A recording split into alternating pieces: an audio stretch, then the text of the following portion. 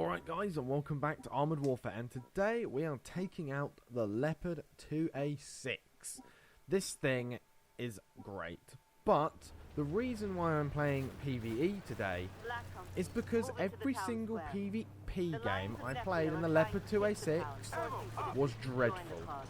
It was either I would die instantly and do nothing, or my team would absolutely just die and I would die as well. It was awful. I had a game where I was the only tier 9 in the match. In the match, on my team, just me and a 2A6, and we still lost. I held up 7 enemies by myself, and we still lost. And I was like, I can't be bothered to show that sort of game, because that's just not fun. So, let me talk about the Leopard 2A6 while you watch the game in the background. As you can see from the game, it has got brilliant armor. The armor is comparable to that of the Challenger 2. The armor is amazing. The frontal armor is fantastic. The side armor is also brilliant. The problem with the Leopard is, comparing the armor to any other tank that's stock, the Leopard has the best armor. But the one thing the Leopard doesn't get, like every other tier 9 does, excluding the T90, is it gets some form. It doesn't get any form of add-on armor. Challenger 2 gets add-on armor, the M1A2 gets add-on armor. Most of the other tier 9 MBTs get add-on armor, or they already have era on them. This is talking about the MBTs here, because everything else is not as good. So, really, how does that make the armor that good then? Well, the armor is ridiculously thick, and it also gets a very good multiplier, and I can't remember the multiplier off the top of my head, as well as it's really well angled. You can see the wedge front turret bounces hella a lot of shots. You saw there against God knows how many people there were there, or AI should I say. They were just bouncing. And I've had enough experience with AI to know that generally they do much better on penning things than players can. So that's one good thing about the Leopard 2. The armor is brilliant. The gun is also really good. In this game I have the Mark II propellant mounted on this thing, dealing out about 616 damage per hit average, with about 600 penetration per shot. So it is a very punchy gun. The reload is probably the biggest problem with the gun at 8.4 seconds. Now, it's not slow, but the T90MS, with its like 650 pen and 750 damage, reloads in about 7.4, 7.3 seconds for mine. So it does not reload as well as everything else would, essentially. My Challenger, I think, reloads faster than this. It's one of the slower reloading MBTs, but it does hit well, and it will penetrate quite a lot of the time with that good pen. Frontal Armor is also amazing. Now onto the mobility, as you'd expect. The Leopard is brilliant for mobility. Ouch, that did hurt. I was just watching that game. The Leopard is good for its mobility. It will get you around from A to B very sharpish. The traverse speed is also very good. It will turn and it will traverse the turret onto targets very nicely. It's a very mobile machine, as you would expect from the Germans. The biggest problem that I have with the Leopard, though, is that no add-on armor. Compared to a stock vehicle, yes, the armor is brilliant, but compared to something like an M1A2 with the added-on era, or the Challenger 2 with the added-on era, the armor starts to not lack, but it's not as good as it could be.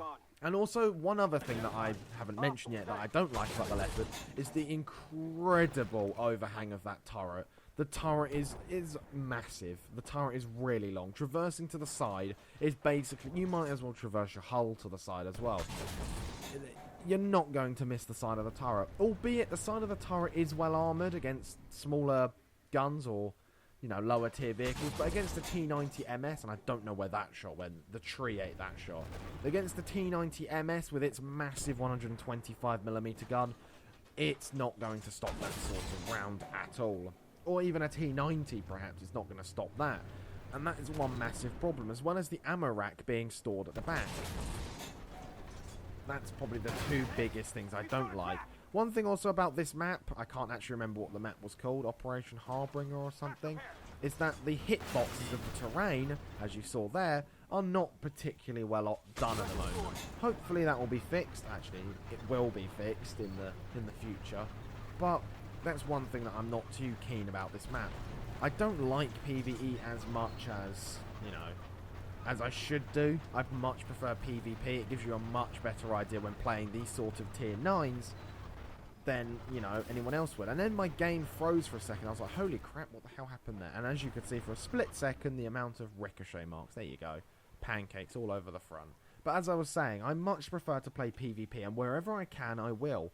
If I have to show you a PvE gameplay, it means that either that vehicle is terrible in PvP, or I'm having dreadful luck at PvP at the moment, which is the latter for this vehicle. This vehicle, I have played a few matches in PvP, and absolutely dominated everyone. This tank can be a real gem to play, and of course, Frontal Armor again. We're just going to sit here and eat these rounds. That is an M8 Thunderbolt as well. That has 606 penetration on its 120mm gun. So bouncing those rounds, you can bounce quite some rounds off the front. T90 MSs have trouble with the front of this thing. And when I mean trouble, I mean they actually really struggle to pen the front. You have to hit the side. Now the side is 400 and something millimeters thick, which is, well, quite thick. 1 HP there. 1 singular HP for that round. But, as I was saying again, I keep getting sidetracked by all these amazing things that happen. The side armor is 400mm. Compared to that of other MBTs, that's really thick. But it doesn't get any form of add-on armor. No add-on armor on this thing. So when they get their era upgrades, their side armor becomes way better. And, well, we stuck with 400. Sadly, that T90, I wasn't watching out behind me. It wasn't his fault at all. That T90 went to come round behind me. I backed up wanting to go forward and rip me. I got killed. It's not his fault. Don't blame him at all. It was my fault there. So, Leopard 2A6. We won. We did 14,000 damage. Not too bad. Not too bad. I have done better in other PvE matches. This was just a quick one, just to see what the new PvE mode was like. And it does need a bit of work, that map. And when I mean a bit, I mean quite a lot. Otherwise, the actual, what would it be?